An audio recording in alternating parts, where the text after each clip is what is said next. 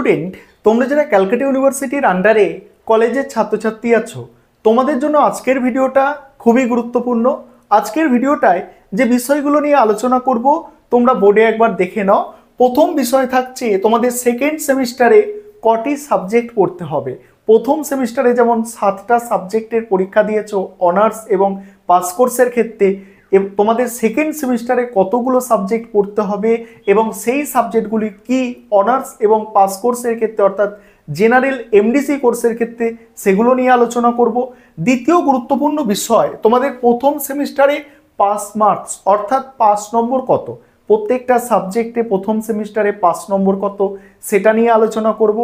3 নম্বর গুরুত্বপূর্ণ বিষয়, তোমাদের সেকেন্ড সেমিস্টারের এক্সাম কবে হবে, অর্থাৎ এই যে সেকেন্ড সেমিস্টার এবার তোমরা পড়াশোনা শুরু করবে, তোমাদের পরীক্ষাটা কবে হবে সেটা নিয়ে আলোচনা করব। এবং তারপরে গুরুত্বপূর্ণ বিষয়, সেমিস্টার 1-এ যদি কোনো সাবজেক্টে সাপ্লি পাও, সেই সাপ্লির পরীক্ষা কবে দিতে পারবে সেই বিষয়টা নিয়েও আলোচনা করব।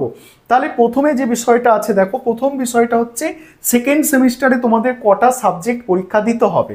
এর অ্যান্সার হচ্ছে তোমাদের 7টি সাবজেক্ট তোমাদের সেকেন্ড সেমিস্টারে পরীক্ষা দিতে হবে প্রথম সেমিস্টারের মতো।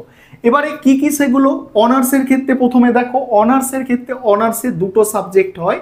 একটা হচ্ছে তোমার ডিএসসিসি, ভালো করে দেখো, ডিএসসিসি2, এসইসি 2, এই দুটো হচ্ছে অনার্স পেপার পরীক্ষা দিতে হবে। এটা অনার্সের কথা প্রথমে বলছি।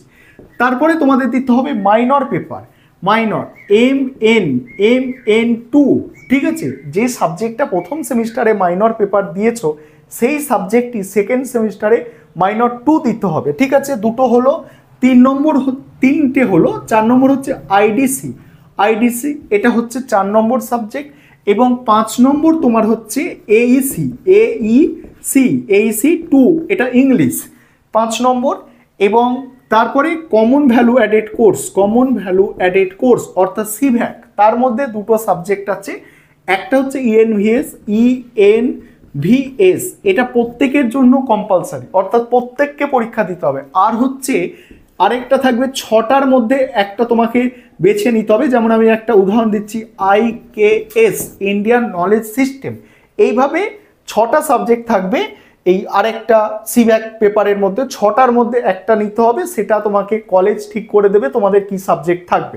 তাহলে আরেকবার বিষয়গুলো বুঝে নাও যে তোমরা যারা সেকেন্ড সেমিস্টারে পড়াশোনা করবে, তোমাদের অনার্সের ক্ষেত্রে 7টা সাবজেক্ট পরীক্ষা দিতে হবে, দুটো অনার্সের পেপার, একটা DSCC2 আর একটা SEC2, একটা মাইনর 2 পেপার, একটা IDC পেপার, একটা এইসি ইংলিশ, আর সিভ্যাকের মধ্যে দুটো পেপার। এই হচ্ছে তোমাদের 7টা সাবজেক্ট অনার্সের সেকেন্ড সেমিস্টারে। এবার তোমরা যারা জেনারেল অর্থাৎ এমডিসি কোর্সের স্টুডেন্ট, তোমাদের সেকেন্ড সেমিস্টারে যে 7টা সাবজেক্ট পড়তে হবে সেটা এবারে বুঝে নাও। দেখো, তোমাদের পড়তে হচ্ছে, ভালো করে তোমরা বোঝো, তোমাদের পড়তে হচ্ছে সিসি2, দুটো সিসি2 পেপার পড়তে হবে, ভালো করে বোঝো। সিসি2 পেপার তোমাদের দুটো থাকবে। এবং তোমাদের একটা থাকবে SEC2 পেপার, SEC2 পেপার, ভালো করে দেখো, CC2 দুটো, SEC2 একটা। এবার প্রথম সেমিস্টারে যে পেপারটায় তোমার SEC পেপার পড়েছো, ধরো প্রথম সেমিস্টারে তোমার প্রথম CC1 যেটা ছিল সেটা ধরো হিস্ট্রি আছে, তোমার SEC পেপারও হিস্ট্রি পড়তে হয়েছে। ধরো প্রথম সেমিস্টারে CC2 পেপার যেটা, মানে আরেকটা যে CC পেপার সেটা ধরো পলিটিক্যাল সায়েন্স, তাহলে তোমার সেকেন্ড সেমিস্টারে গিয়ে সেটাই তোমাকে পড়তে হবে SEC পেপারে। অর্থাৎ আমি বোঝাতে চাইছি যেটা, যে দুটো তুমি সিসি পেপার প্রথম সেমিস্টারে পড়েছো, সেকেন্ড সেমিস্টারে সেই দুটো সিসি পেপারই পড়তে হবে সেকেন্ড পার্ট। তবে যেটার তুমি এসএসসি পড়ে নিয়েছো সিসির মধ্যে, সেই সাবজেক্টের আর এসএসসি নয়, আরেকটা যে সাবজেক্ট আছে তার এসএসসি পেপারটা সেকেন্ড সেমিস্টারে তুমি পড়বে। তাহলে এই করে তোমার 1, 2, 3, একটা আইডিসি 4টে, একটা AEC2 5টা, আর সিভ্যাকের মধ্যে দুটো। এই হচ্ছে তোমাদের জেনারেল অর্থাৎ এমডিসি কোর্সের 7টা সাবজেক্ট। আশা করি তোমরা এটা বুঝতে পেরেছো। এবার পরের গুরুত্বপূর্ণ বিষয়, তোমরা প্রথম সেমিস্টারে পরীক্ষা দিয়েছো এবং তোমাদের পাস নম্বর কত, এটা তোমরা অনেকে জানতে চাইছো।